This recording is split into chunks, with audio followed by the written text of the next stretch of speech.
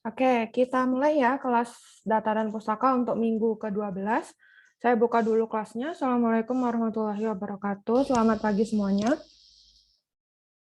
Waalaikumsalam warahmatullahi wabarakatuh. Oke, semoga semuanya dalam keadaan sehat ya hari ini. Sebetulnya untuk materi hari ini sesuai dengan kontrak kuliah dan RPS-nya tidak begitu rumit ya. Jadi hanya memperkenalkan kepada mahasiswa, terutama di sini mungkin mahasiswa baru semua ya. Jadi belum ada mata kuliah di jurusannya masing-masing yang mungkin mengarah kepada bagaimana sih bentuknya referensi dan artikel ilmiah. Karena ini nanti berhubungan juga dengan tugas kelompok yang akan kalian kerjakan berkelompok, juga sudah saya upload ya di e-learning ketentuan tugasnya, kemudian template tugasnya, dan tempat pengumpulan tugasnya yang deadline-nya 14 Januari 2022. Silahkan bisa dicek di e-learning masing-masing. Jadi saya letakkan posisinya itu setelah materi minggu ke-13. Jadi bisa di-download, untuk yang belum mendownload, bisa dilihat kembali, untuk yang sudah pernah melihat, ingin melihat kembali. Sebelum saya menjelaskan mengenai ada apa sih di referensi dan artikel ilmiah, mungkin akan saya bukakan dulu ya salah satu contoh jurnal atau publisher ilmiah yang bisa kalian gunakan nanti untuk mencari bagaimana sih topik yang kalian inginkan, kemudian di mana sih bisa mendownload jurnal atau artikel tersebut. Kemudian nanti setelah kita coba mendownload, setiap sub-sub dari artikel ilmiah tersebut, itulah yang akan kita pelajari pada minggu ini untuk data dan pustaka.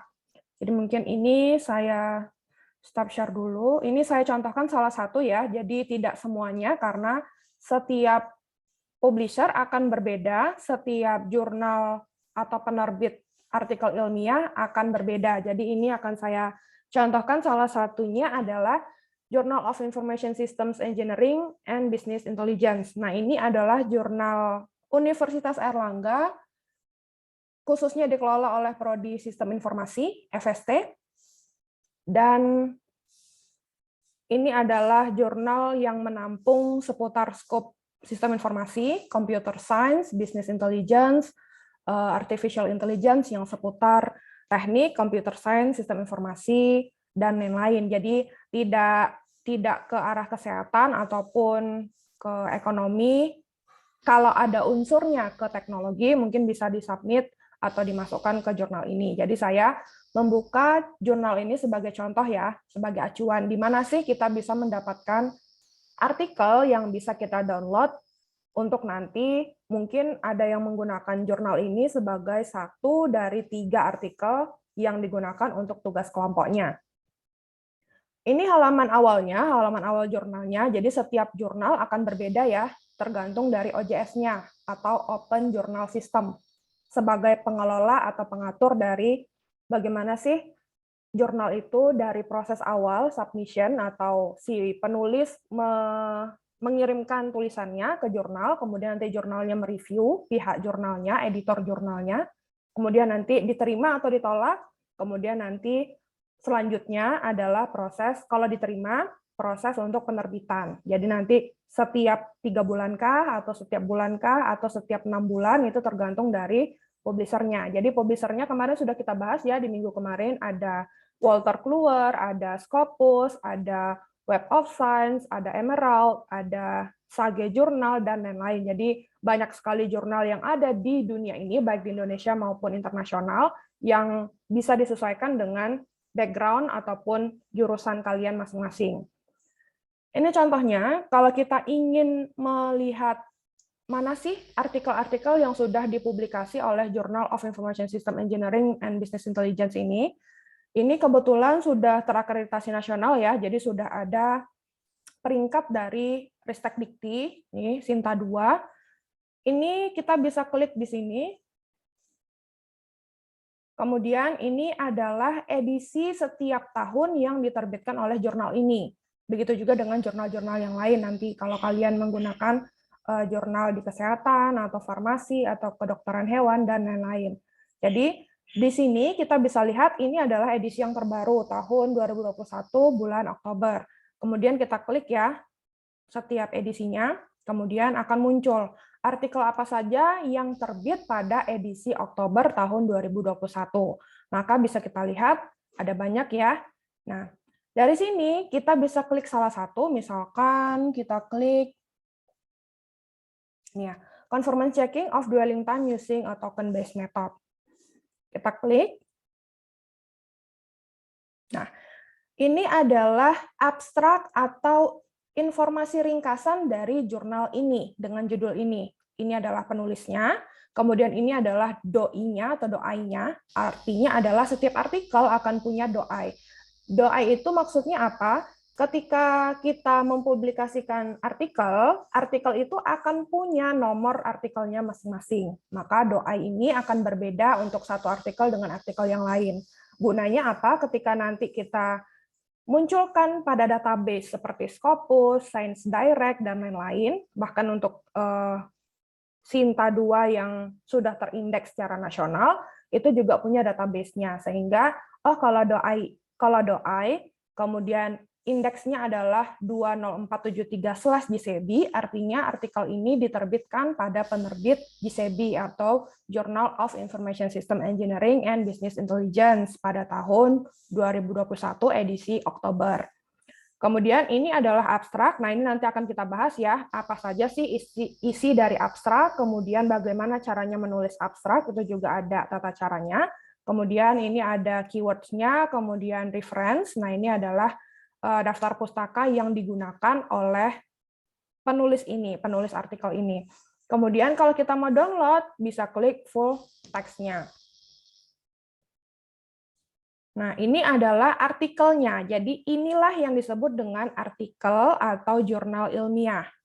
Jadi setelah bentuk PDF ini bisa di-download, kemudian nanti bisa kita baca ya secara soft file atau mau di-print hard file boleh, bebas ya. Karena setiap orang cara membaca artikel atau jurnal ilmiah itu berbeda. Ada yang nyaman dengan membaca via smartphone atau laptop, ada juga yang lebih nyaman dengan di print, jadi bisa diberikan stabilo, kemudian baca sambil tiduran dan sebagainya, itu tergantung preference masing-masing. Nah, ini setelah di-download, nanti klik download di PDF file, kemudian nanti sudah masuk ke laptopnya kita. Jadi inilah yang akan kita pelajari pada pertemuan data dan pustaka minggu ke-12, apa sih isinya abstrak, apa sih isinya introduction, literature review, kemudian metode atau metodologi, dan lain-lain. Jadi ini yang akan kita bahas lebih kepada isi dari jurnal artikel ilmiah. Nah, apakah setiap artikel ilmiah akan berbeda template-nya? Rata-rata setiap jurnal atau artikel ilmiah tergantung penerbitnya. Jadi setiap penerbit punya template-nya masing-masing, disesuaikan dengan template-nya. Tapi untuk bagiannya rata-rata sama. Seperti apa? Seperti judul di halaman paling atas, di halaman pertama, kemudian diikuti dengan nama penulis, kemudian diikuti dengan afiliasi penulis, kemudian diikuti dengan abstrak. Nah, abstrak, ini isinya apa? Itu yang akan kita pelajari. Kemudian introduction adalah bab pertama pada artikel ilmiah. Hampir semua artikel ilmiah akan ada introduction-nya. Kemudian untuk literatur review bisa ada, bisa tidak. Jadi sifatnya opsional ya. Boleh dituliskan. Kalau misalnya sumbernya itu banyak, kalau tidak begitu banyak, tidak perlu dicantumkan. Jadi opsional, tergantung dari penulisnya. Kemudian metode ini pasti ada untuk research artikel atau original artikel. Tampilannya akan berbeda. Untuk anak kesehatan ada case report atau laporan kasus ya, beberapa kasus spesifik itu akan berbeda tampilannya dengan original atau research artikel. Tapi untuk yang di luar kesehatan itu rata-rata hanya ada research artikel atau original artikel dan juga review. Jadi artikel review itu juga akan berbeda formatnya dengan yang research atau original artikel. Kemudian selain metode juga ada result, experimental result, artinya hasil dari eksperimen itu apa. Kemudian ada discussion atau penjelasan dari resultnya. Boleh nanti dikomparasi dengan beberapa metode yang sudah ada sebelumnya, kemudian nanti boleh penjelasan kenapa hasilnya seperti itu, didapatkan dari mana, menggunakan rumus apa, bisa disampaikan di discussion, kemudian ditutup dengan conclusion. Conclusion ini adalah kesimpulan dari experimental result-nya, kemudian nanti diakhiri dengan 1-2 kalimat yang berisi future work-nya, artinya penelitian lanjut dari artikel yang sudah dipublikasikan ini apa. Kemudian ada yang menambahkan author contribution, artinya kontribusi autor untuk setiap autor yang tercantum namanya di atas tadi, yang di halaman yang paling atas tadi, di bawah judul, itu apa. Kemudian funding, apakah penelitian ini dibiayai oleh pemerintah atau universitas atau organisasi atau lembaga tertentu. Kalau iya, boleh dicantumkan. Kalau tidak, tidak ada. Berarti fundingnya nanti non. Kemudian acknowledgement, artinya ucapan-ucapan. Misalkan kita mengucapkan terima kasih kepada Universitas Airlangga sudah menyediakan sarana dan prasarana untuk melakukan penelitian ini. Kemudian mau mengucapkan terima kasih kepada reviewer yang sudah mereview sehingga meningkatkan kualitas dan presentasi dari artikel juga bisa. Kemudian conflict of interest, ini ada yang ada konflik of interest-nya. Kalau tidak ada, dan rata-rata memang tidak ada ya konflik of interest ini, artinya bisa dituliskan authors declare no conflict of interest. Kemudian ada reference-nya. Reference memang seperti kita menuliskan buku atau laporan, reference juga letaknya di akhir untuk artikel atau publikasi ilmiah. Oke, ini sudah tahu ya tampilan dari jurnal yang dipublikasikan dan bisa dibaca oleh masyarakat atau akademisi atau mahasiswa yang berada satu topik atau satu background dengan publisher ini atau jurnal ini. Kita kembali ke PPT-nya yang akan kita pelajari di Data dan Pustaka minggu ini. Untuk yang pertama, ada ragam dan jenis referensi ilmiah. Jadi yang dikategorikan sebagai referensi ilmiah itu ada 5 hal ini. Yang pertama adalah terbitan berkala, kemudian buku teks yang digunakan untuk kalian belajar mata kuliah A, B, C, D, ada ya e-booknya, buku teks, buku ajar, buku referensi, termasuk ke dalam jenis referensi ilmiah.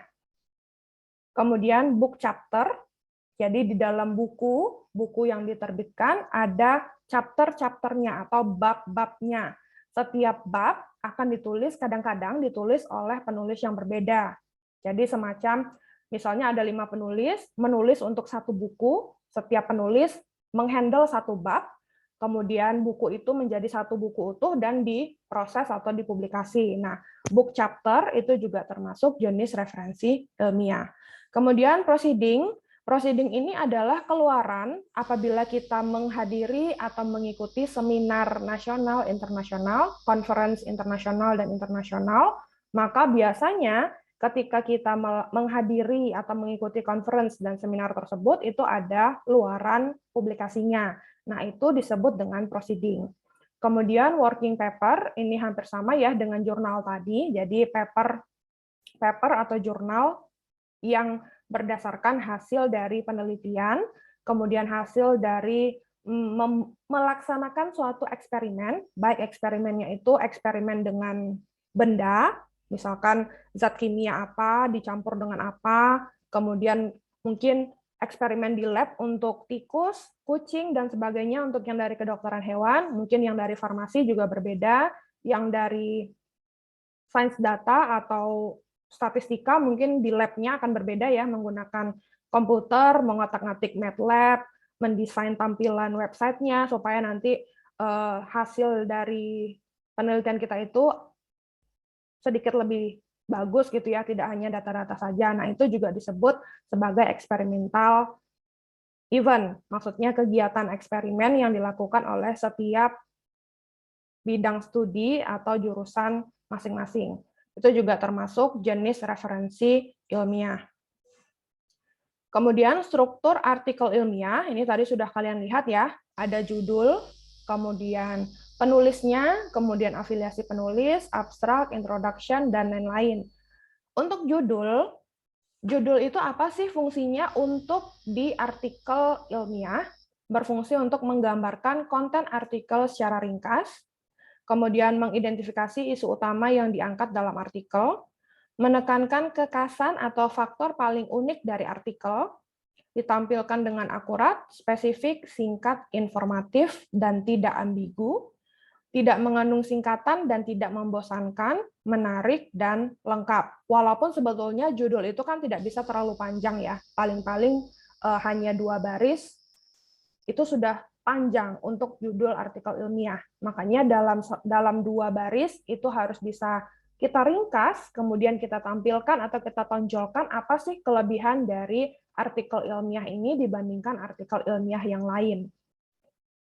Kemudian gunakan kata kunci utama dalam bentuk aktif, dan ikuti panduan dari jurnal yang akan dituju. Karena tadi sudah saya sampaikan, setiap jurnal atau publisher jurnal akan memiliki template atau guidance untuk penulis sesuai dengan publishernya masing-masing. Jadi antara GCB tadi, mungkin nanti ada yang membuka Indonesian Journal of Neurosurgery dari kesehatan ilmu bedah saraf. Akan berbeda format dan tampilannya. Apakah salah? Tidak salah.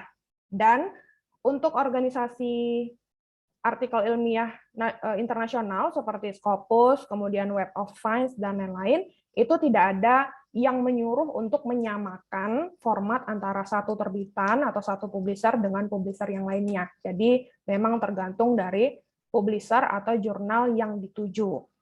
Kemudian berbagai cara atau pilihan untuk menuliskan judul, menunjukkan variabel independen dan dependen, populasi, komparator, desain. Variabel independen dan dependen, ini sudah kita bahas ya sebelum UTS untuk materi data dan pustaka, kemudian populasi, kemudian komparator, artinya kalau misalnya artikel itu menunjukkan perbandingan antara metode yang satu dengan metode yang lain, maka bisa kita tuliskan misalkan judulnya, analisis perbandingan dengan menggunakan metode X dan Y untuk studi kasus Z. Itu contoh dari judul yang menunjukkan bahwa artikel ini fokus kepada perbandingan antara 2 metode. Kemudian desain, ini juga sama ya. Kalau desain itu banyak ya, bisa memodifikasi algoritma, memodifikasi metode, dan lain-lain. Jadi desain itu lebih fleksibel tergantung dari eksperimen yang kita lakukan. Kemudian berupa pertanyaan, boleh. Kemudian berupa jawaban atas pertanyaan atau kesimpulan. Jadi highlight dari kesimpulan bisa kita gunakan sebagai judul untuk artikel ilmiah. Jadi kita selesaikan dulu artikelnya, kemudian setelah artikelnya selesai, maka dengan sangat mudah kita bisa menyusun sebuah judul yang singkat, padat, jelas, dan menampilkan apa sih kekuatan dari artikel ini. Kenapa artikel ini layak atau patut untuk dipublikasikan dan dibaca oleh masyarakat umum atau masyarakat terkait dengan background penelitian tersebut. Kemudian abstrak, di sini tulis dengan alur yang ringkas, kalimat-kalimat penyusun untuk masing-masing komponen yang dibatasi hanya 2-3 kalimat saja, tidak ada pemborosan kata, terorganisir secara rapi dan memuat semua informasi yang diperlukan, harus ada tujuan dari penelitian, desain studi, metode, hasil, kesimpulan. Komponen hasil adalah yang paling penting yang dicantumkan di abstrak. Pastikan bahwa pertanyaan penelitian telah terjawab dengan jelas, dapat ditemukan dengan mudah oleh pembaca. Biasanya dalam suatu abstrak artikel ilmiah akan ada hal-hal ini yang digabungkan menjadi satu paragraf. Jadi abstrak tidak sampai 2 paragraf, 3 paragraf ya, jadi hanya satu paragraf yang berisi dari kenapa kita melakukan penelitian itu sampai hasil penelitian itu apa. Itu abstrak. Makanya sama seperti judul, abstrak juga biasanya dituliskan setelah penelitian tersebut selesai. Jadi tidak bisa dituliskan duluan. Karena kalau duluan akan bingung. Kalau misalnya kita belum menyelesaikan penelitian, atau apa saja variabel yang kita gunakan, kenapa kita melakukan penelitian ini. Karena biasanya sudah selesai dulu, baru kemudian abstraknya akan muncul. Satu paragraf sebagai rangkuman, kenapa sih penelitian ini dilakukan, kemudian apa keuntungannya penelitian ini dibandingkan penelitian yang lain, kemudian hasil dari penelitian ini seperti apa, kalau ada perbandingan, perbandingannya dengan metode lain apa? Itu adalah isi abstrak. Jadi komponen abstrak ini ya, background menjawab apa yang diketahui dan kenapa penelitian ini diperlukan untuk dilakukan. Kemudian metode, apa yang dilakukan oleh penulis, kemudian apa yang ditemukan, apa maksudnya yang ditemukan itu. Apakah sama dengan metode yang lain pada eksperimen yang dilakukan oleh penulis lain atau berbeda? Kalau berbeda, berbedanya di mana? Semacam novelty atau kebaruan yang dilakukan terhadap penelitian tersebut. Kemudian, kesimpulan di akhir, berhasil atau tidak berhasil? Berapa persen kalau berhasil? Seperti misalnya akurasi ya, akurasi mungkin dituliskan di abstrak, berhasil mencapai akurasi 95%, seperti itu. Kemudian lagi-lagi disesuaikan dengan format jurnal sasaran atau yang dituju. Kenapa? Karena model abstrak untuk setiap jurnal itu juga berbeda. Ada jurnal yang memisahkan background, metode, hasil, discussion, dan conclusion. Ada jurnal yang menggabungkan menjadi satu paragraf utuh antara background, metode, hasil, atau result, discussion, dan conclusion. Jadi disesuaikan dengan format jurnal sasarannya. Kemudian introduction ini adalah chapter atau bab pertama di artikel ilmiah yang sudah masuk kepada konten utamanya artikel ilmiah. Kalau abstrak itu masih ada, jadi setelah afiliasi, setelah autornya siapa, kemudian abstrak. Abstrak biasanya akan dibaca lebih dulu oleh peneliti-peneliti atau pembaca-pembaca artikel jurnal untuk tahu tentang apa sih artikel ini, apakah cocok dengan penelitian kita atau bisa dijadikan studi literatur, seperti yang sudah kita bahas di minggu lalu. Untuk introduction, sangat krusial sifatnya karena memuat informasi yang ditangkap oleh pembaca di awal, yang biasanya berisi background penelitian. Kenapa sih penelitian ini dilakukan? Karena mungkin sekarang sistem informasi sudah banyak, berhubung kita di revolusi industri 4.0 dan society 5.0. Nah, kata-katanya yang seperti itu, yang menjelaskan kenapa sih penelitian ini dilakukan, apa dampaknya terhadap mungkin di teknologi, apa dampaknya terhadap teknologi, kemudian kebaruan yang ditawarkan oleh peneliti terhadap penelitian ini, apa itu juga di introduction. Menampilkan ringkasan latar belakang atau background dan alasan yang cukup kuat mengenai urgensi dari diangkatnya topik tersebut. Diawali dengan pernyataan umum, generalisasi ya, jadi awal itu sangat-sangat umum, 1-2 paragraf introduction itu adalah pengenalan. Kemudian nanti akan menjurus kepada topik yang dibahas atau diuji pada penelitian tersebut.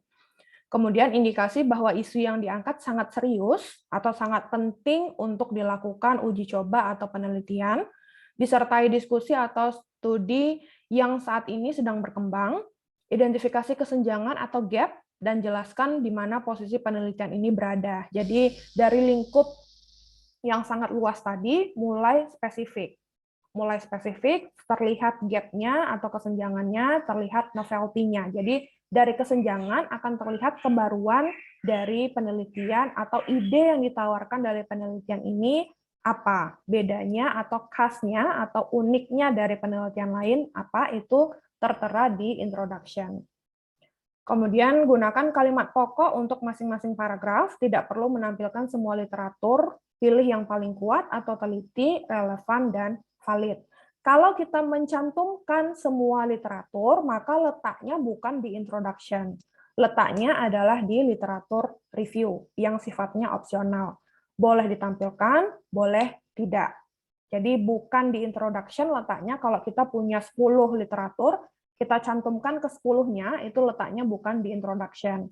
Makanya di sini disampaikan tidak perlu menampilkan semua literatur. Cukup yang relevan dengan metode atau solusi yang ditawarkan. Kenapa hal itu penting untuk kita komparasi atau untuk kita modifikasi. Mungkin masih ada kelemahan, mungkin masih ada kelebihan, atau kelebihan itu kita ambil untuk menutupi kekurangan metode yang kita usulkan. Itu boleh, tapi tidak menjabarkan secara rinci literatur yang digunakan. Kemudian introduction selanjutnya, sebelum menulis, pastikan memiliki pertanyaan penelitian atau tujuan yang akan dijawab melalui penelitian ini, seperti hipotesis, dugaan awal sebelum kita melakukan eksperimen. Jadi H0, H1, H2, H3, dan seterusnya dicantumkan pada introduction. Kemudian bagian akhir, paling esensial, penulis menjelaskan tujuan dan hipotesis. Kemudian minimal memuat informasi tentang apa yang sudah diketahui, apa yang tidak diketahui, kenapa penelitian ini perlu dilakukan. Kemudian metode memuat 4 elemen karena ini adalah subbab atau chapter yang sangat krusial untuk sebuah artikel ilmiah. Jadi tadi introduction hanya menjelaskan dan memberikan gambaran kenapa sih penelitian ini dilakukan, apa kekuatannya. Sedangkan metode adalah metode bagaimana penelitian ini dilakukan, mencakup datasetnya bagaimana atau datanya bagaimana, kemudian metodenya bagaimana, apakah metodenya menggabungkan satu metode dengan metode lain, atau memodifikasi suatu metode dengan menambahkan variabel X, Y, Z yang baru, sebelumnya belum ada, kemudian ditambahkan. Kemudian uji coba atau teknik samplingnya seperti apa, kalau kita menggunakan sampel ya, teknik samplingnya seperti apa, kemudian cara mengevaluasi metode tersebut bagaimana, itu juga masuk ke dalam metode. Jadi metode adalah hal yang paling sulit dituliskan di artikel ilmiah, karena itulah yang akan direview atau dinilai oleh reviewer sebelum memutuskan apakah artikel ini layak dipublikasi atau tidak. Kalau tidak layak dipublikasi, artinya masih banyak kekurangan yang harus diperbaiki oleh si penulis. Entah itu bagian metode, entah itu bagian result-nya, mungkin ada beberapa elemen yang harusnya ditambahkan di dalam penelitian. Karena kalau terlalu sedikit, bisa jadi apa bedanya dengan penelitian yang lain, seperti itu. 4 elemen biasanya di metode itu ada studi desainnya, jadi seperti apa sih tahapan-tahapan pelaksanaan penelitiannya. Jadi dibuatkan semacam flowchart-nya, maka itu akan muncul di metode. Kemudian setting dan subjeknya, pengaturannya, pengaturan ini maksudnya bagaimana sih lingkungan tempat penelitian tersebut dilakukan. Kalau misalnya penelitiannya dengan laptop, speknya laptopnya yang seperti apa, kemudian IDE-nya yang digunakan apa. Kalau misalnya berkaitan dengan eksperimen lab, mungkin disampaikan jenis subjeknya apa, kemudian dengan menggunakan larutan apa, campuran antara ini dan ini, misalkan seperti itu dinamakan settingnya. Kemudian subjeknya, subjek boleh mencantumkan kalau misalnya kita mendapatkan datasetnya dari perusahaan atau organisasi, kita tampilkan. Jadi subjek penelitian ini adalah proses bisnis dari perusahaan X.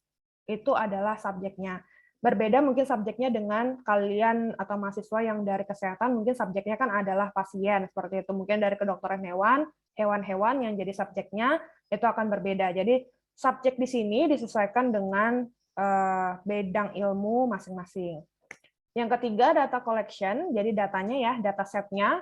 Dataset mungkin yang menggunakan big data, sumber big datanya dari mana, misalkan dari Kaggle, atau dari data.go.id yang sudah pernah kita bahas juga. Nah, itu adalah data collection-nya. Jadi seperti apa sih variabelnya, kemudian ada berapa jumlah data seluruhnya, mungkin ada 100.000, 1 juta, dan sebagainya, itu dicantumkan pada metode sebelum menggambarkan hasil bagaimana metode itu bekerja. Jadi di paling awal itu harus dijelaskan dulu mengenai datanya. Kemudian data analisis. Data analisis ini kita bagaimana sih caranya pre-processing data. Pernah dengar ya mungkin pre-processing data? Maksudnya adalah bagaimana sih kita melakukan tindakan awal terhadap data. Karena data itu kan tidak bisa langsung digunakan. Sudah pernah saya sampaikan juga, data itu kadang-kadang ada yang ada noise-nya, ada yang ada outlier-nya, ada yang tidak lengkap isiannya, jadi beberapa tabel atau record itu masih ada 000-nya, maka biasanya data itu harus di cleaning dulu, harus di filtering dulu, itu yang disebut dengan data analysis. Jadi tidak bisa langsung diproses data mentah atau raw data yang kita dapatkan. Kemudian menjelaskan tentang desain penelitian, populasi yang sedang diobservasi atau model eksperimen yang sedang digunakan. Jelaskan tentang seleksi partisipan, sampling frame, kriteria inklusi dan eksklusinya kalau ada. Kalau tidak ada, maka tidak usah ditampilkan kriteria inklusi dan eksklusi dan lain-lain. Jadi ini adalah sifatnya tergantung dari penelitian kita. Kadang-kadang ada yang lengkap dari poin 1 sampai poin 4. Kadang-kadang ada yang hanya poin 1 sampai poin 3 saja. Apakah itu salah? Kalau salah, maka tidak akan mungkin ditampilkan atau berhasil dipublikasi. Karena setiap publikasi itu ada proses tinjauannya. Tinjauannya itu dilakukan oleh reviewer yang ahli di bidangnya. Maka ketika sudah berhasil melalui proses review, artinya artikel tersebut sudah layak untuk dibaca oleh masyarakat umum atau masyarakat yang memiliki interest atau ketertarikan pada bidang studi atau ruang ilmu tersebut. Pada penelitian epidemiologi dan lingkungan, jelaskan info terkait lokasi di mana studi dilakukan. Kemudian menjelaskan definisi dari setiap variabel yang diteliti, termasuk variabel dependent atau outcome, serta exposure atau independent. Dijelaskan tentang instrumen dan pengukuran yang dilakukan terhadap variabel-variabel tersebut dan bagaimana klasifikasi setiap kriteria. Mau klasifikasi, mau multi kriteria ya, multi kriteria decision making boleh, atau mungkin clustering, cluster itu juga bisa. Jadi disesuaikan dengan penelitiannya. Menyebutkan analisis statistik serta software apa yang digunakan. Kalau misalnya kita menggunakan software bebas seperti SPSS, MATLAB, itu kan kita tinggal menggunakan, maka kita tinggal mencantumkan menggunakan MATLAB atau SPSS untuk melakukan pengujian penelitian ini. Sedangkan kalau anak-anak IT atau teknik atau teknologi yang mengembangkan sendiri softwarenya, maka software apa yang digunakan ini tidak perlu dicantumkan di metode. Karena kita sendiri yang membuat softwarenya, maka nanti softwarenya akan diperkenalkan pada bagian discussion atau experimental result-nya. Jadi dari hasil percobaan kita, karena kita membuat software, maka kita termasuk melakukan tahap uji coba, pembuatan, desain, dan perancangan. Maka di sini software apa yang digunakan ini sifatnya opsional. Kemudian jelaskan tentang persetujuan etik. Nah ini ya, ethical concern. Kalau ada, mungkin yang anak-anak kesehatan akan ada ethical concern-nya. Untuk anak-anak yang tidak dari kesehatan, jarang sekali ada yang minta persetujuan etik. Karena memang kita tidak berkaitan atau berhubungan dengan pasien atau informasi data diri yang sifatnya rahasia. Kecuali yang sifatnya meminta pendapat dari mungkin dari subjek ya, seperti kepuasan pelanggan atau kepuasan pengguna, nah mungkin itu ada persetujuan etiknya. Tapi kalau kita hanya mengembangkan sistem, aplikasi, itu tidak perlu ada persetujuan etiknya.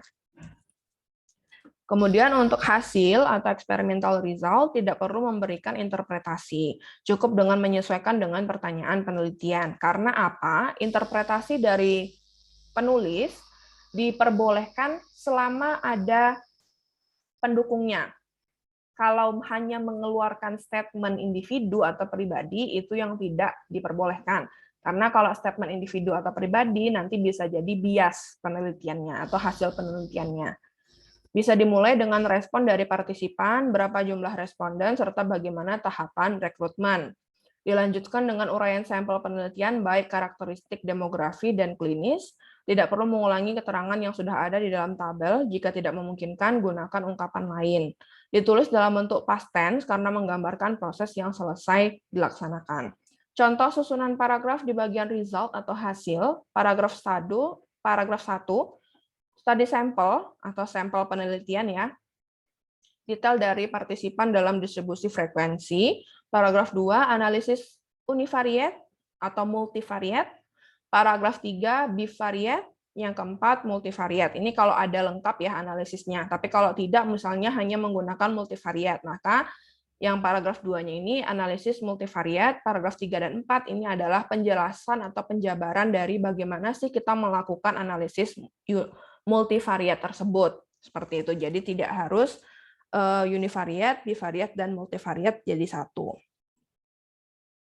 Kemudian discussion ini adalah penjelasan dari hasil atau experimental result, mulai dengan menjawab pertanyaan penelitian, bisa membandingkan dengan penelitian lain, atau pembahasan dari hasil-hasil di luar ekspektasi atau hipotesis.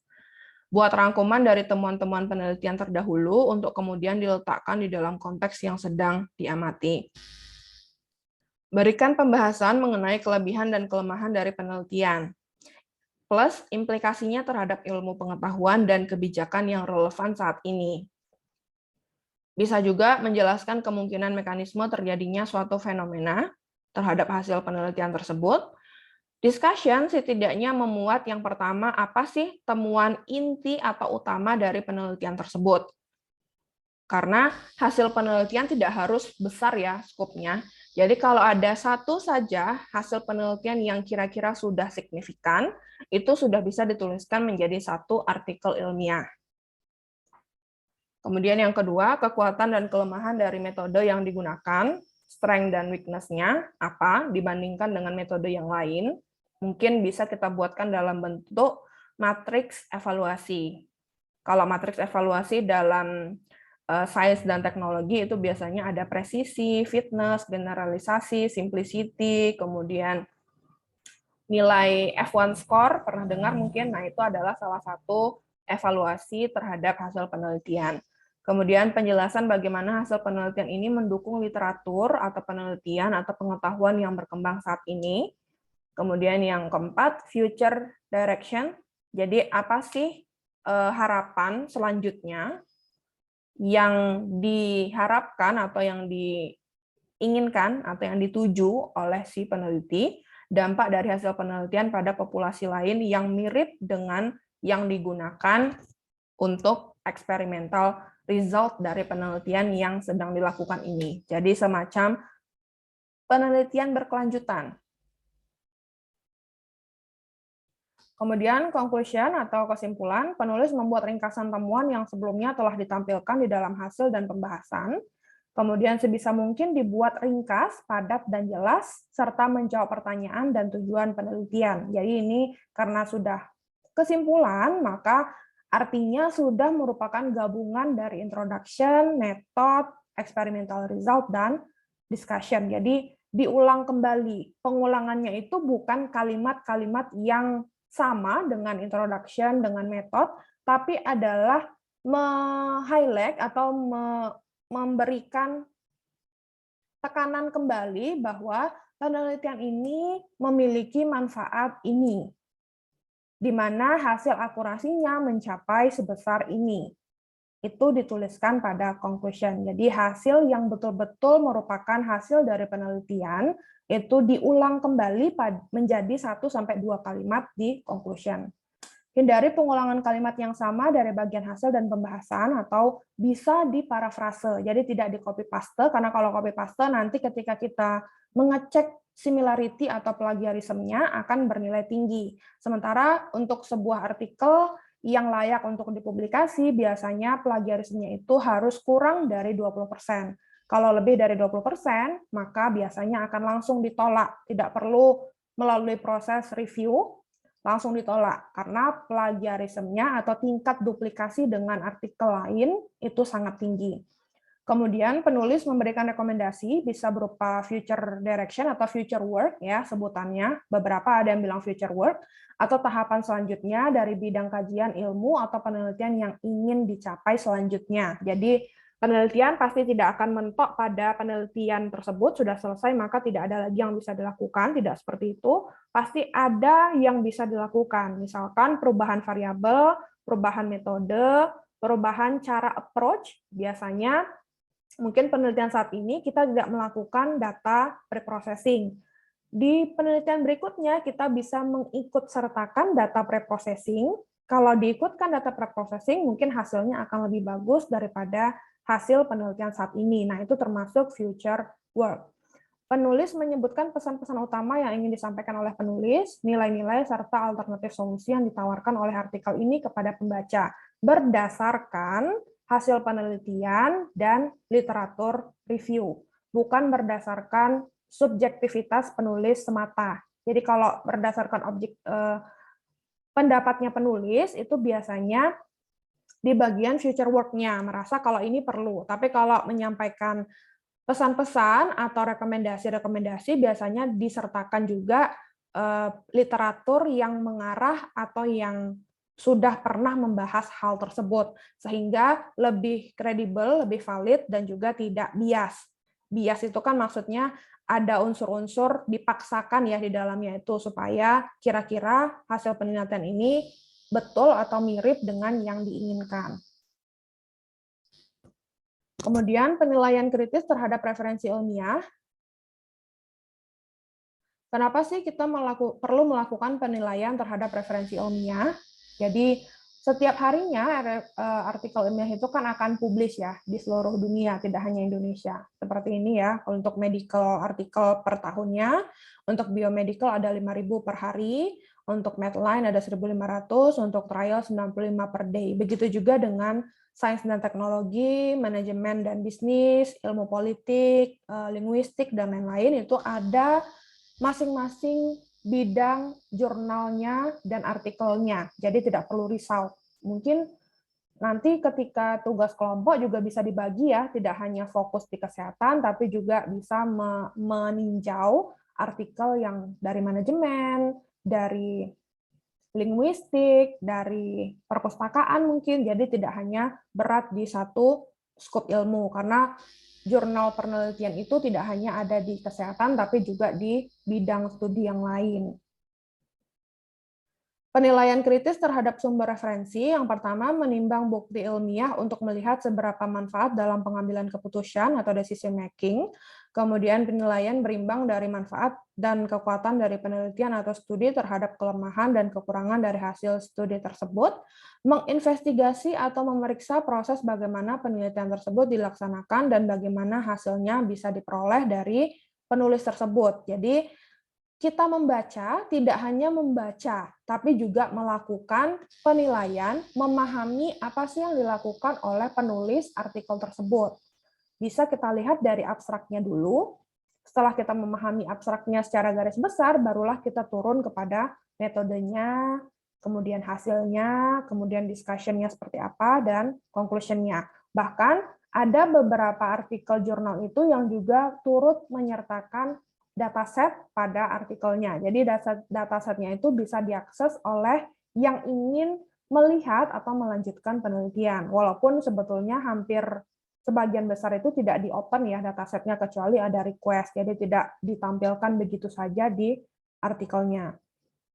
Kemampuan untuk menilai sumber referensi merupakan keterampilan yang harus dimiliki oleh seorang peneliti dan pembelajar. Jadi, apakah referensi ini sudah baik penampilannya atau sudah lengkap seperti itu ya. Kadang-kadang ada artikel ilmiah yang tidak mencantumkan atau tidak detail yang mencantumkan bagaimana sih metodenya, bagaimana sih datasetnya, karena memang setiap reviewer, publisher ternama atau publisher yang masih kategori lokal atau belum terindeks seperti itu memang berbeda ya kualitas reviewernya. Jadi kalau kita melihat artikel-artikel yang Scopus, Science Direct mungkin akan berbeda kualitasnya dengan artikel-artikel yang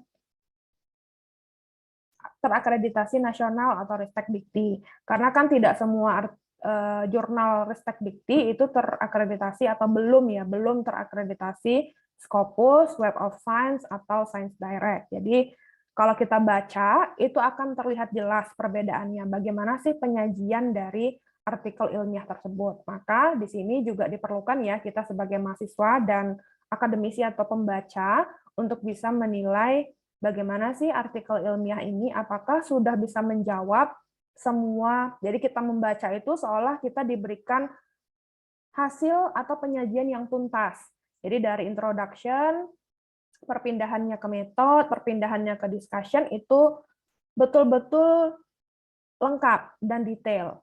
Sedangkan ada juga beberapa artikel yang sudah publish, sudah bisa diakses online, tidak seperti itu. Jadi belum ada kesinambungan antara introduction-nya dengan metodenya, dengan discussion-nya. Walaupun sebetulnya ketika dipoles sedikit lagi, itu sudah bisa memberikan satu artikel review yang baik dan bagus ya, seperti itu penyampaian artikelnya, konten artikelnya. Karena memang setiap penulis memiliki gaya penulisan berbeda ya, karena mungkin orang yang satu lebih jago menulis daripada orang yang satunya, seperti itu. Jadi memang tergantung dari reviewer dan publisher jurnalnya untuk bisa membatasi atau memfilter artikel ini layak terbit, artikel ini tidak layak terbit. Penting untuk diperhatikan dalam penilaian kritis, bukan penolakan secara negatif dari sebuah hasil penelitian. Jadi, bisa saja hasil penelitiannya itu sangat bagus, tapi penulisan ke dalam kata-kata paragraf per paragraf itu yang masih butuh polesan atau butuh sentuhan lagi gitu ya. Jadi tidak hanya mungkin 2 paragraf saja, tapi bisa dikembangkan jadi 3-4 paragraf. Bukan merupakan penilaian terhadap bagian hasil riset saja, jadi memang harus dikaitkan dengan introduction. Karena kalau hanya hasil riset saja yang kita lihat, kita tidak akan tahu bagaimana sih hipotesisnya peneliti ini. Kemudian apa kaitan hipotesis dengan hasil risetnya? Apakah terjawab atau bahkan bertolak belakang? Karena bisa saja ya hasil hipotesis itu terjawab, betul, terbukti, dan tidak terbukti. Tidak mendasarkan hanya pada analisis statistik saja, tidak hanya dilaksanakan oleh peneliti atau ahli statistik saja. Untuk setiap desain penelitian yang berbeda memerlukan strategi pendekatan berbeda untuk penilaian. Jadi approach-nya untuk setiap desain juga berbeda. Kalau penelitiannya itu membutuhkan kuesioner atau observasi, akan berbeda dengan strategi kalau misalnya kita mengembangkan suatu aplikasi atau sistem informasi. Nah, itu jelas saja berbeda ya desain penelitiannya. Kemudian yang terakhir, untuk setiap tahapan penelitian yang berbeda memerlukan strategi pendekatan yang berbeda untuk penilaian. Ini contohnya ya, contoh dari beberapa artikel atau publisher jurnal. Peer review itu maksudnya adalah sebelum dipublikasi harus direview atau dinilai dulu oleh reviewernya atau tim pengulasnya. Saat membaca sebuah referensi, coba kita temukan pertanyaan apa yang ingin dijawab oleh penulis atau peneliti. Jadi, main question-nya atau main objektifnya itu apa? Apa sih yang ingin dijawab oleh penulis? Apa sih fokus utama penulis tersebut terhadap penelitian yang dilakukan? Ingin membuat aplikasi-kah? Atau ingin membantu menyelesaikan permasalahan inikah? Dan lain-lain. Jadi ketika kita membaca, di abstrak itu juga sudah muncul apa sih yang ingin dilakukan oleh penulis. Kemudian apakah rancangan atau desain yang dipilih sudah sesuai? Ini ada pada abstrak, satu kalimat pada abstrak biasanya ada. Kemudian introduction sudah akan lebih fokus dan akan terjawab di metode. Bagian metode pasti ada mencantumkan bagaimana sih rancangan atau desain atau flowchart, alur kerja dari metode yang mereka lakukan atau penelitian yang mereka lakukan. Kemudian, apakah terdapat rancangan atau desain lain yang lebih baik dan lebih praktis? Apakah ada bias dalam seleksi atau penelitian yang dilakukan? Siapa saja yang diikutsertakan dalam penelitian? Apakah sudah penyebarannya itu sudah baik, misalkan seperti materi dataran pustaka beberapa minggu sebelumnya ya. Jadi kita bisa lihat apakah sudah mencakup anak kecil atau balita mungkin, kemudian remaja, dewasa muda, dewasa, dan lansia secara rata atau belum, atau masih berat sebelah. Apakah kelompok pembanding dalam studi tersebut sudah sesuai? Misalkan ketika kita melakukan uji coba, kita bisa membedakan antara pengujian dan juga pelatihan.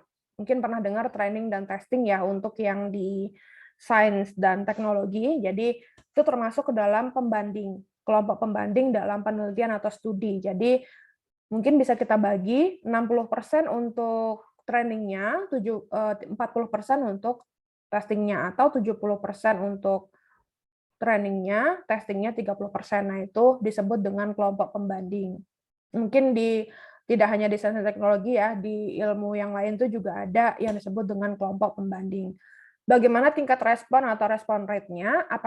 Adakah terjadi loss follow up? Nah, ini juga bagaimana sih tingkat respon dari penelitian yang dilakukan. Kalau penelitiannya itu membutuhkan respon atau feedback dari beberapa pihak tertentu.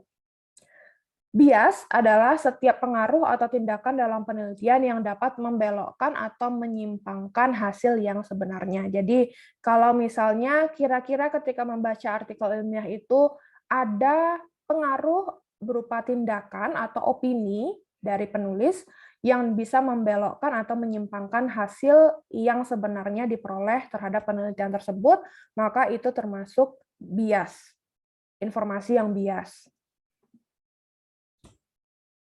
Kemudian ini ya, hierarchy of evidence, jadi bukti ya.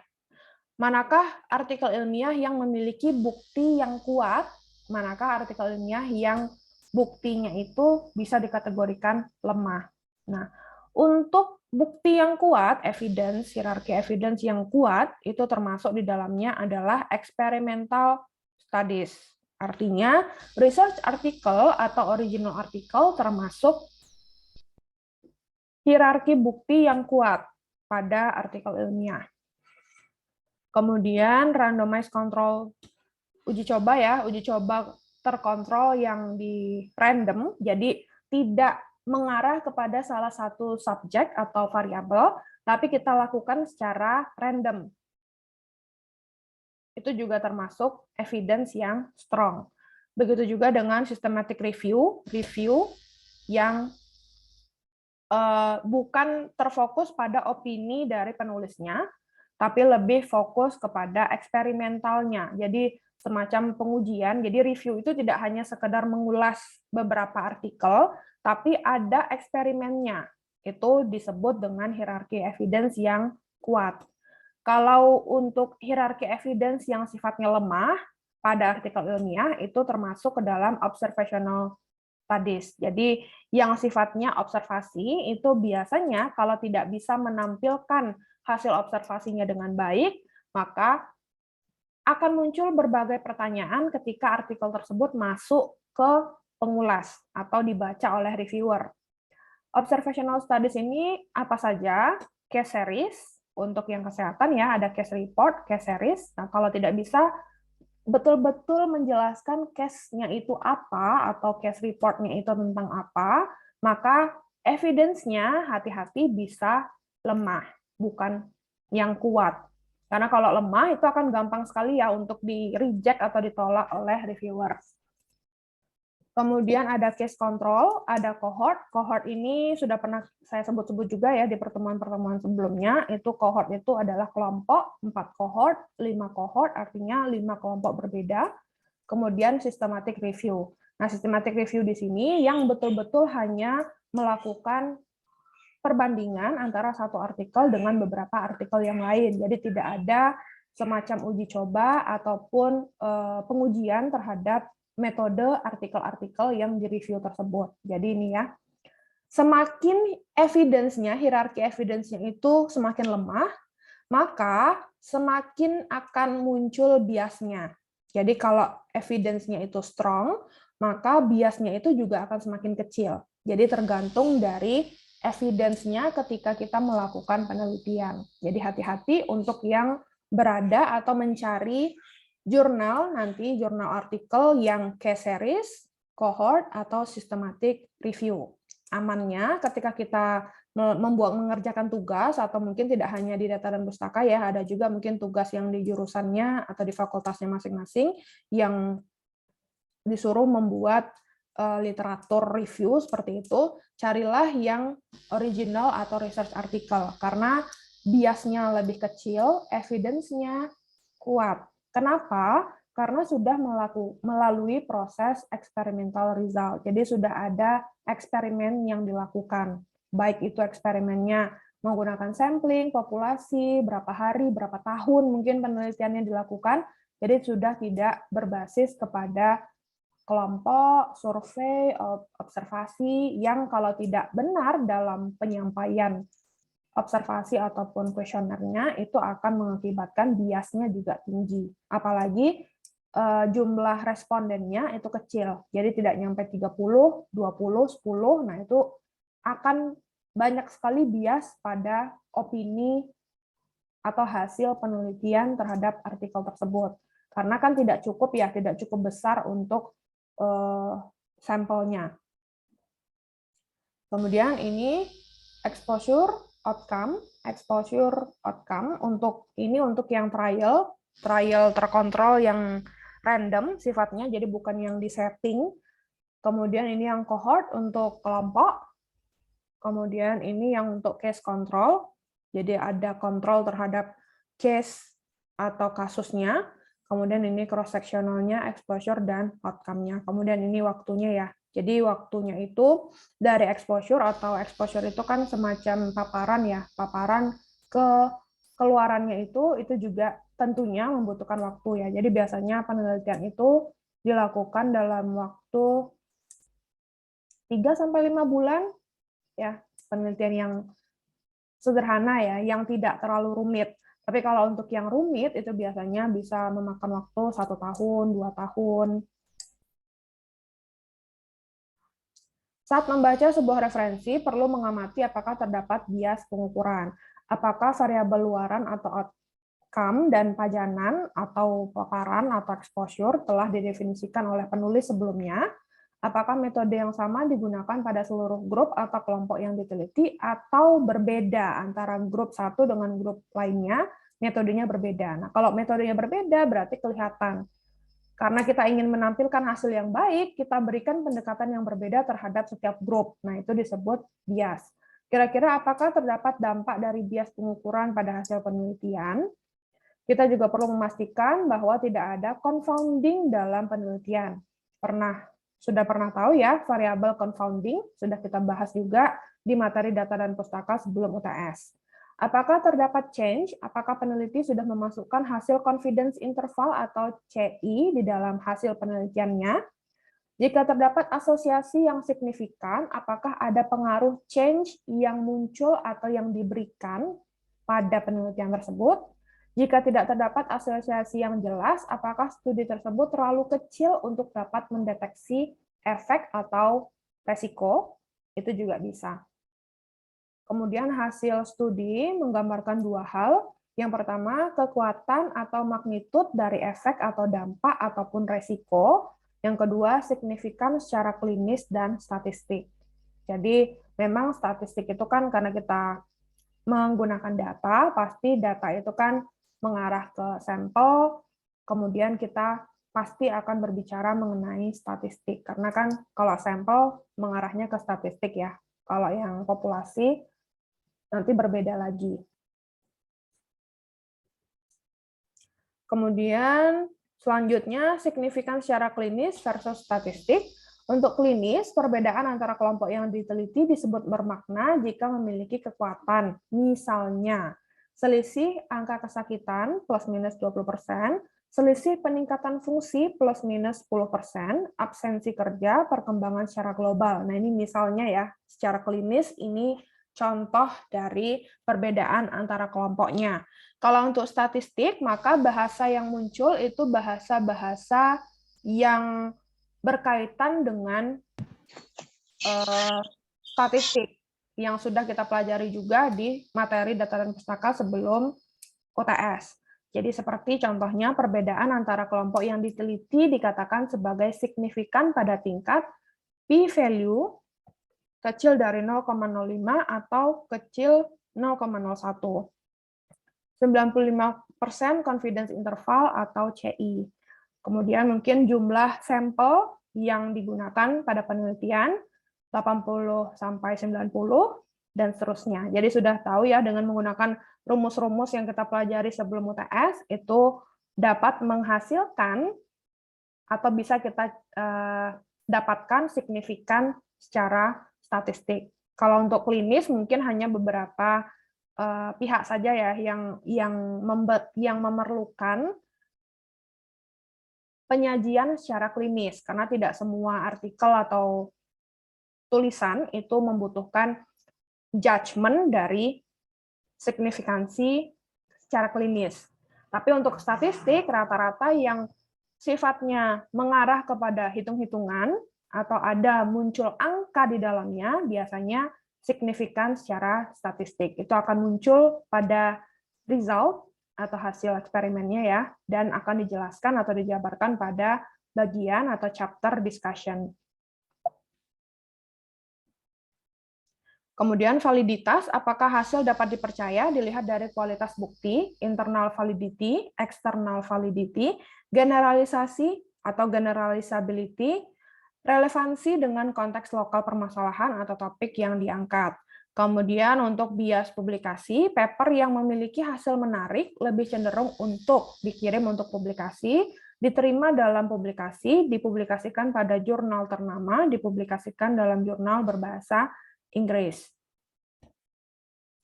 Kunci untuk menilai sebuah referensi. Pertanyaan penelitian yang berbeda memerlukan tipe evidence atau bukti yang berbeda juga.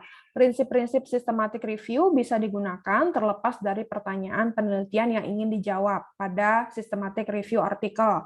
Diperlukan strategi yang efektif untuk dapat mengidentifikasi penelitian atau studi yang relevan. Penilaian yang berimbang harus mampu menggambarkan keragaman tipe dari penelitian. Penggunaan checklist akan memudahkan untuk menilai kualitas dari studi yang dilakukan, membantu pembaca tetap fokus pada aspek-aspek yang penting, membantu dalam penentuan apakah penelitian tersebut valid dan relevan, merangkum strategi dalam meminimalkan adanya bias. Untuk checklist yang digunakan, bisa Critical Appraisal Skill Program, CASP, bisa STROP, Consort, MMAT, atau template jurnal atau publikasi yang kalian tuju. Seperti tadi di SEBI, itu ada template-nya dan ada checklist-nya.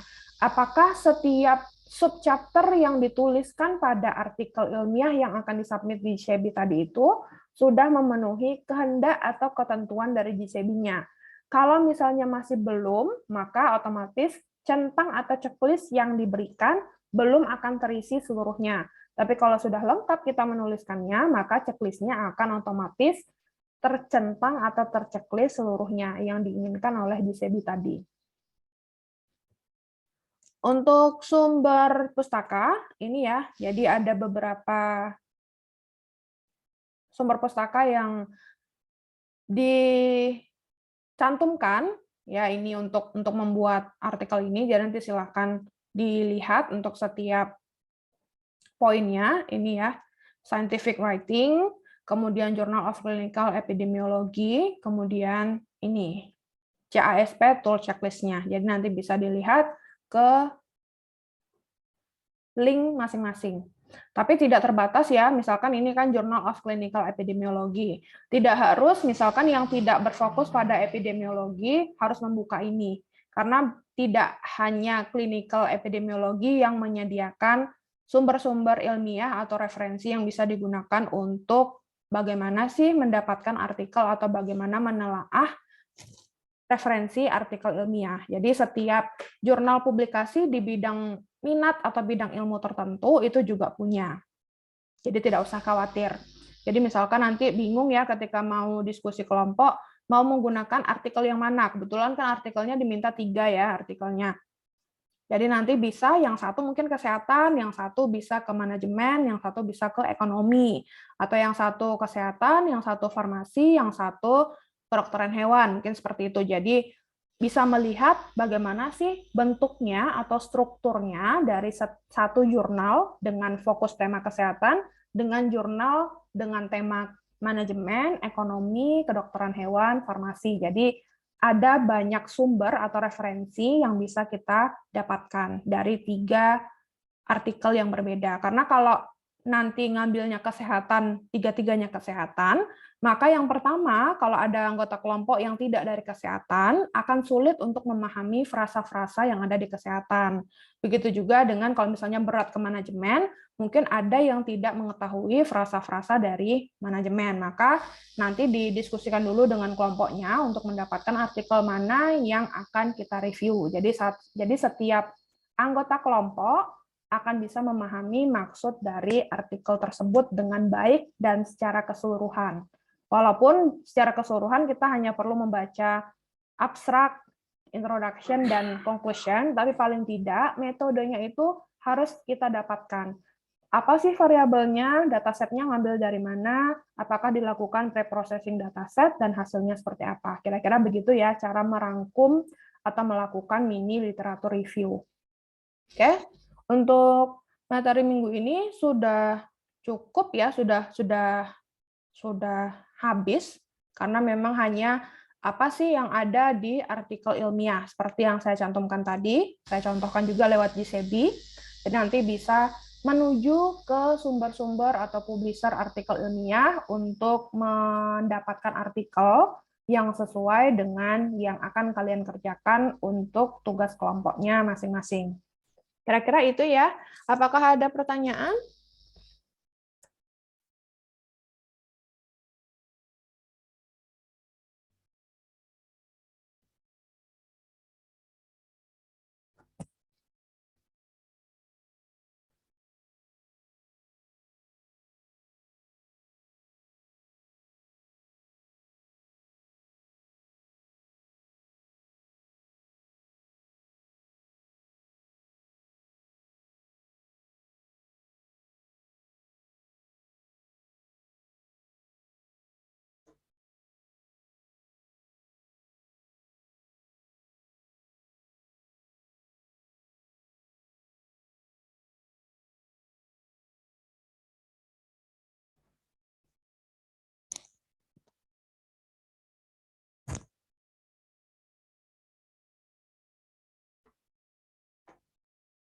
Oke, karena tidak ada suara-suara yang saya dengar, maka harusnya saya simpulkan, karena ini juga tidak begitu rumit ya materinya, karena hanya seputar apa sih isi dari artikel atau jurnal ilmiah. Jadi rata-rata memang kalau kita membaca artikel atau referensi ilmiah, terutama jurnal ya, jurnal paper itu sama. Jadi ada introduction, ada literatur review yang sifatnya opsional, kalau kita punya banyak, maka kita cantumkan section tersebut, tapi kalau tidak, maka bisa diabaikan.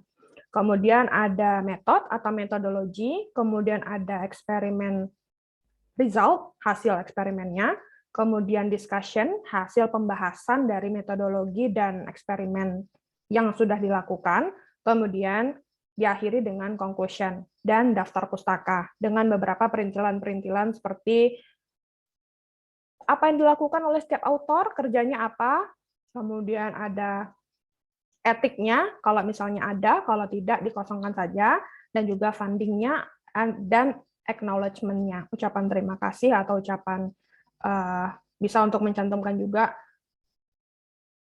semacam basa-basi ya, kalau kita ingin mengucapkan terima kasih kepada pihak-pihak tertentu yang sudah mensupport atau mendukung penelitian yang dilakukan oleh penulis tersebut. Kira-kira itu ya untuk materi hari ini. Jadi nanti silahkan dibuka tugasnya untuk yang belum melihat detail tugasnya, kemudian nanti didiskusikan kembali dengan anggota kelompoknya. Ya, ada yang raise hand, silahkan. Baik, Ibu izin bertanya. Kan tadi Ibu menjelaskan tentang tidak semua metode bisa dijadikan sumber referensi ya, Bu. Untuk mengetahui itu bagaimana, Bu ya? Kan kalau mau menulis suatu esai ataupun jurnal juga kan tidak semua buku ataupun sumber juga bisa dijadiin sumber, padahal juga temanya itu udah sama gitu Bu, tapi buku ini nggak bisa dijadiin sumber. Itu kira-kira bagaimana Bu agar menentukan bahwa buku ini atau sumber ini tuh tidak bisa dijadikan untuk sumber gitu? Rata-rata semua yang sudah termasuk ke dalam list ini itu bisa dijadikan sumber. Yang tidak bisa dijadikan sumber itu biasanya tergantung dari skop bahasannya. Jadi misalkan mengambil working paper atau proceeding. Pembahasannya yang kalian butuhkan misalkan Human Computer Interaction atau HCI atau IMK, interaksi manusia dan komputer. Nah, sedangkan yang dibahas pada working paper atau jurnal tersebut itu bukan fokus kepada human computer interaction-nya, tapi fokus kepada desain UI atau UX-nya, user interface atau user experiment. Itu tidak bisa kita gunakan karena tidak berkaitan dengan topik yang akan kita lakukan reviewnya atau yang akan kita tuliskan esai reviewnya. Kalau misalkan rata-rata penelitian itu kalau sudah dipublikasikan, itu sudah melalui proses review dan sebetulnya sudah kredibel. Yang harus kita pahami dalam bagian metodologi adalah biasnya tadi. Jadi kan kita sebagai pembaca kan pasti akan mengetahui penulis itu kriteria menulisnya itu seperti apa. Apakah ada biasnya atau memang murni menjelaskan hasil penelitiannya. Tidak ada tambahan-tambahan atau objektif-objektif lain yang diikut sertakan di luar dari penelitian tersebut, hasil penelitiannya. Kalau misalnya ada bias, maka bisa mungkin dicari ya pengganti dari artikel tersebut yang juga mirip-mirip tapi tidak ada biasnya atau biasnya itu minimum.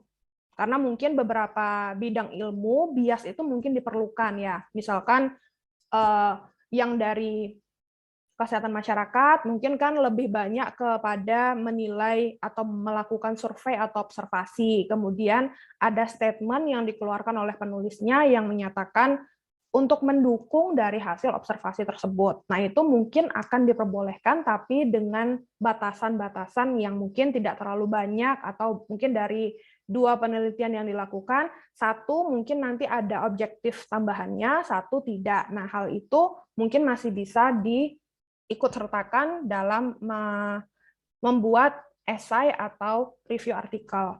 Tapi biasanya kalau ada bias, maka tadi ya kan sudah dijelaskan di PPT ini apa dampaknya bias terhadap hasil penelitian dan juga review yang akan dikerjakan atau dibuat oleh peneliti selanjutnya ataupun mahasiswa-mahasiswa yang fokus atau yang berminat terhadap topik tersebut. Jadi rata-rata sebetulnya kalau saya menjawab langsung jawaban yang tadi itu, ketika sudah ada doai dan sudah dipublikasikan secara bebas di internet melalui publisher-publisher tertentu dan publishernya itu sudah kredibel, itu sudah bisa digunakan sebagai referensi kalau kita ingin melakukan atau membuat review.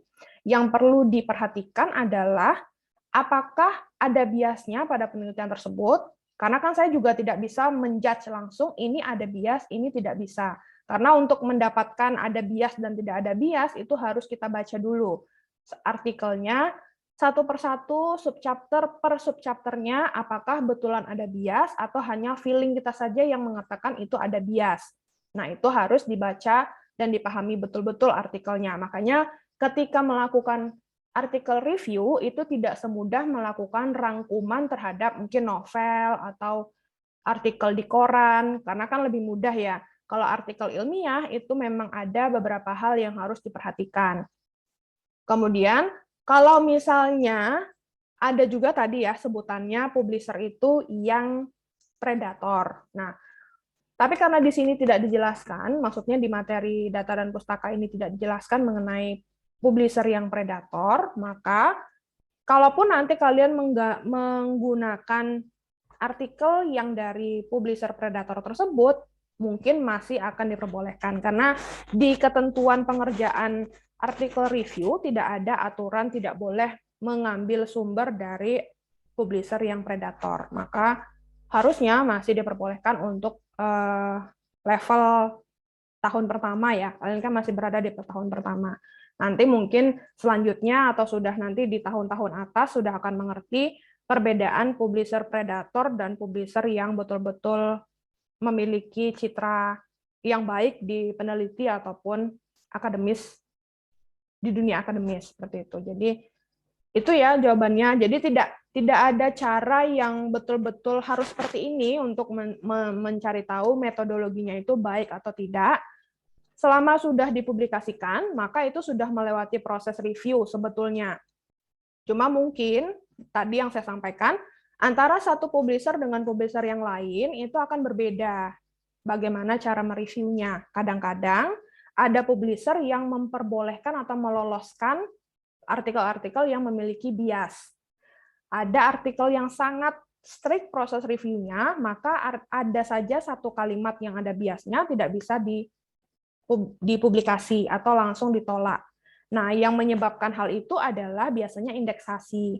Tentu levelnya yang level jurnalnya masih skala nasional akan berbeda dengan skalanya yang sudah semacam Nature. Jurnal Nature itu adalah jurnal yang paling sulit untuk dimasuki oleh akademisi atau peneliti seluruh dunia. Maka bisa kita bayangkan ketika kita membaca artikel dari Nature tersebut, sudah tidak akan mungkin lagi ada yang namanya bias, karena masuk ke sana saja sudah susah. Beda lagi dengan ketika kita mendapatkan artikel dari jurnal-jurnal Indonesia yang mungkin belum terakreditasi Ristekdikti, kemudian masih memiliki beberapa edisi, misalkan tahun kemarin baru terbit gitu ya, 2020. Sekarang 2021, berarti mungkin masih ada 1-2 edisi untuk artikel tersebut. Coba kita buka artikelnya, itu sudah pasti akan berbeda kualitasnya dengan artikel yang dari Nature tadi. Jadi setiap publisher pun itu akan berbeda kualitasnya. Jadi yang menilai kan kalian. Jadi kalian yang akan membaca keseluruhan artikelnya itu bagaimana? Apakah ini bagus artikelnya atau tidak bagus, atau datasetnya tidak dikasih tahu, ini datasetnya dari mana? Tiba-tiba ada jumlah 500 dataset. Kemudian langsung diproses. Dataset yang seperti apa? Variabelnya apa? Nah, itu ada juga yang kadang-kadang di suatu artikel itu tidak dijabarkan. Nah, lebih bagus untuk menghindari supaya review artikel kita itu semakin lengkap, kan otomatis semakin lengkap kan hasilnya semakin bagus ya. Dari template artikelnya, kan dalam bentuk Excel ya, itu kan ada dituliskan apa saja yang harus ada pada artikel tersebut. Maka dari sekarang kan bisa kalian bagi, kan ini tugas kelompok. Bisa mungkin 2 orang mencari artikel yang dari kesehatan, bisa mencari dari publisher Walter Kluwer, bisa mencari dari publisher Science Direct untuk artikel kesehatan tersebut. Kemudian di checklist yang dari Excel-nya tadi, Excel untuk tugas mini literatur review-nya. Oh, ini ada ininya, kemudian ini ada ininya. Result-nya disampaikan dengan sistematis, kemudian conclusion-nya ada, referensinya ada, maka itu bisa dijadikan sebagai acuan untuk review artikel. Sedangkan untuk artikel-artikel yang seperti case report, kemudian systematic review, systematic literature review, itu biasanya chapter-chapternya tidak akan selengkap seperti original artikel. Jadi sebetulnya ketika kita mencari, langsung mencari, itu nanti akan kelihatan. Oh, ini sudah lengkap, ini belum lengkap. Ini bisa dijadikan untuk literatur review tugas kita, ini tidak bisa dijadikan untuk literatur review tugas kita. Karena apa? Tidak ada conclusion-nya, atau tidak ada discussion-nya, atau tidak ada result-nya. Karena memang kalau artikelnya itu hanya literatur review, biasanya tidak ada result, karena tidak ada yang dilakukan eksperimen. Karena namanya saja literatur review atau systematic review, yang dilakukan oleh penulis hanya mengambil beberapa 10-20 artikel lain, kemudian menuliskan masing-masing kekuatan dan kelemahan dari artikel tersebut. Tidak ada eksperimen di dalamnya. Maka kalau template Excel-nya itu membutuhkan eksperimen, systematic review tidak bisa diikutkan dalam tugas mini literatur review.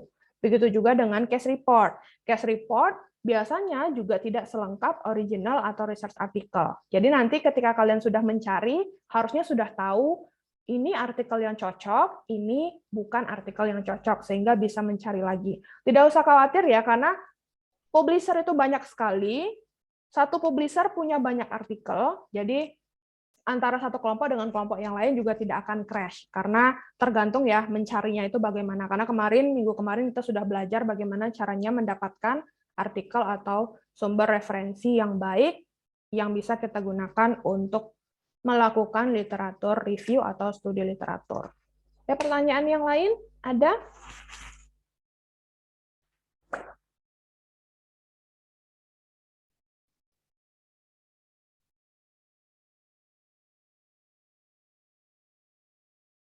Oke, kalau tidak ada, saya akhiri untuk kelas minggu ini, data dan pustakanya. Silahkan dilihat e-learning-nya. Tadi ya, untuk yang belum sama sekali tahu tugas literatur review-nya seperti apa, silahkan di-download panduannya, kemudian di-download template-nya. Jadi nanti kalian mengumpulkan hasil literatur review-nya itu berdasarkan template yang sudah disediakan. Dan dikumpulkan per mahasiswa. Jadi walaupun kerjaannya per kelompok atau mendiskusikan bagaimana melakukan literatur review itu per kelompok, tetap harus mengerjakan masing-masing. Karena yang dinilai adalah tugas individunya, walaupun dikerjakan secara bersama-sama atau diskusi antar anggota kelompok. Kira-kira gitu ya untuk yang belum melihat. Tapi kalau yang sudah melihat artinya sudah bisa mengetahui tugas mini literatur review-nya itu seperti apa. Jangan lupa dikumpulkan 14 Januari ya, di minggu terakhir ujian akhir semester. Kira-kira itu yang bisa saya sampaikan untuk pertemuan data dan pustaka minggu ini. Kita ketemu lagi minggu depan, membahas tentang, saya lupa sebentar. Minggu depan itu membahasnya tentang